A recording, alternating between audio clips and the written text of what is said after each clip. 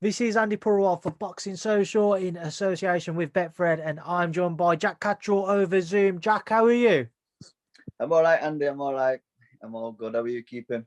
I'm doing well. I'm doing well. It's good to speak to you, and also we can finally do an interview where you can kind of get some form of an idea as to how your year will plan out now with Taylor-Ramirez fight finally having a date.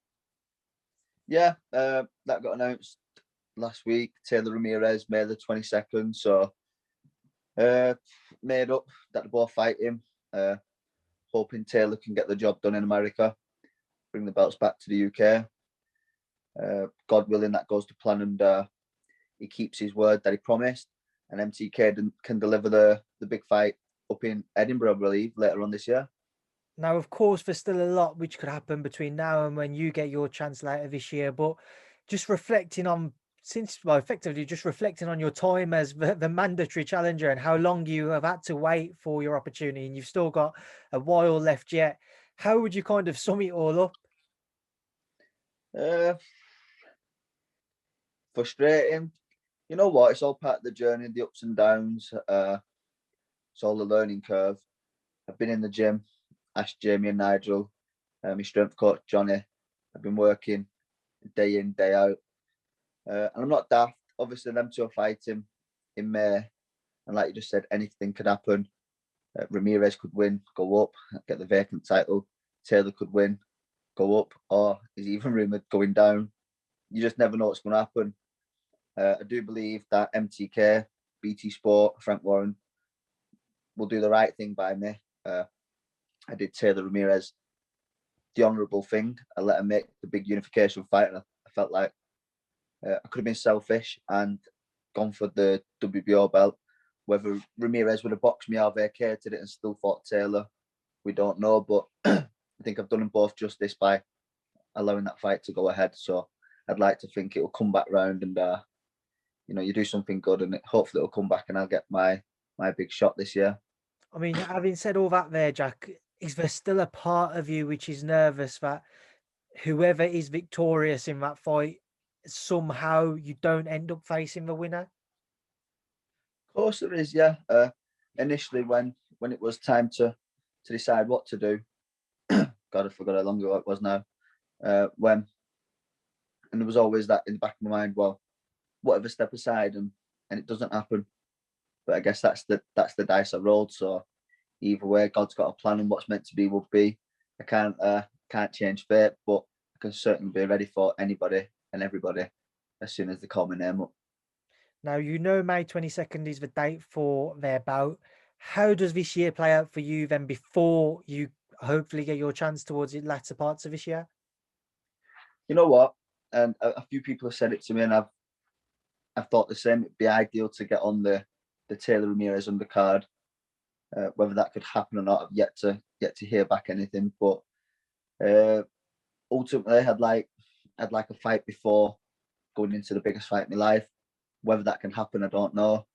Either way, I've been training. I mean, again, it's it's catch-22. Who do you fight? What do you fight for? It's all risk and reward.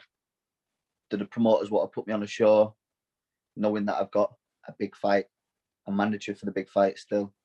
So it's a lot of things to consider. But I've been training. I had a daughter a month ago today, so that's kept me busy these last couple of weeks. But I've been back training, and I'll be ready for a late May, early June fight, and then we'll see what happens with Taylor Ramirez and go from there. Well, Matt, I just want to pick that up there and just say congratulations on the birth of your daughter. I've missed that, so I'm sorry I didn't kind of say that at the beginning. So congratulations. How are you Oh, finding nice one, fatherhood? thank you. You know what? It's a blessing.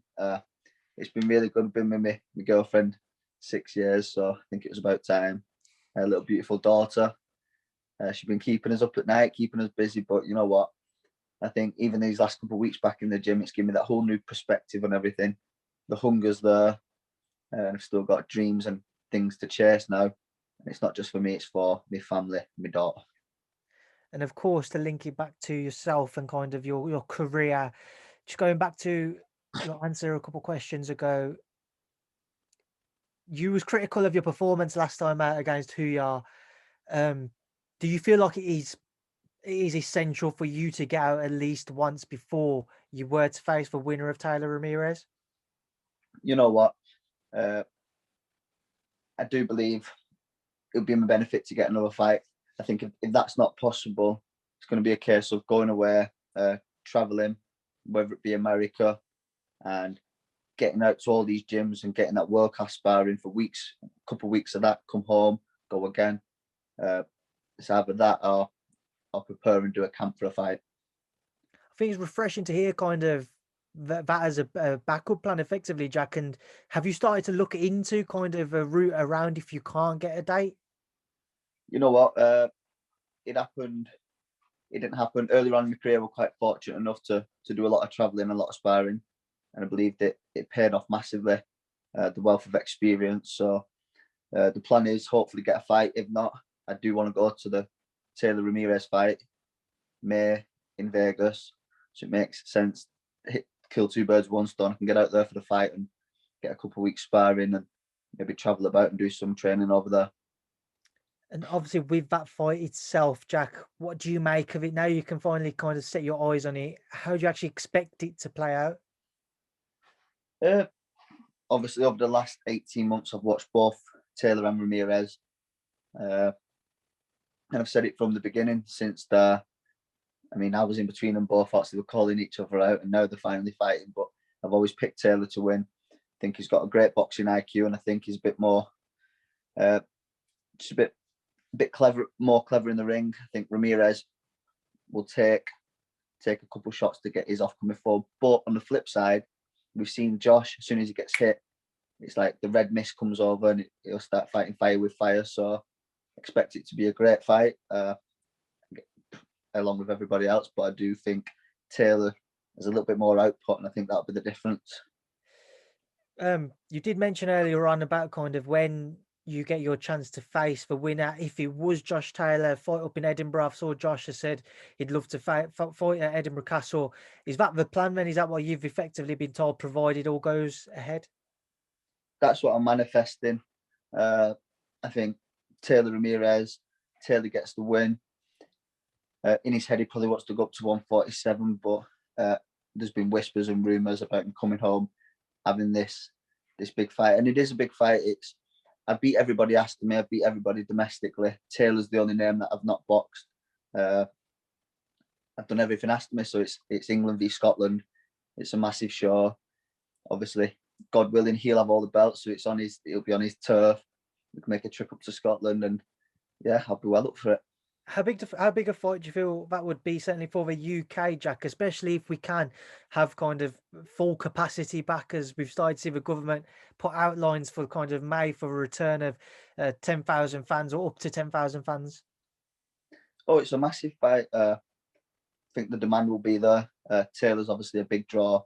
He'll be the unified champion, so that in itself sells. I've certainly built up a good following. Thousands of people have been messaging me wanting this fight to happen. So I think first things first, he's got to focus on beating Ramirez. I've got to get these next couple of months, hopefully get a fight. If not, get away, do a training camp abroad, get some sparring, and then maybe in a couple of months we can have a call again, and we'll be looking at going up to Scotland fighting him. And of course, I just want to ask you about Carl Frampton. Carl back in the gym, getting ready for that Jamal Herring bout. Slight delay to the original date. Carl, sorry, pulling up with a little injury. Just talk to me about that. Yeah, Carl's been overtraining. Since before Christmas. Looking really well. Third weight world champion. And I honestly believe he can stop Herring the way he's been performing in the gym. I know he had the slight nickel with his hand. I think he was being overcautious. They've delayed the fight a little bit, which makes sense. You don't want to go into the final stages of his career with any little niggles. Went running with him over the weekend. He's in good spirits, training hard. They fly over to Dubai. I believe it's Monday next week. So just absolutely buzzing from all.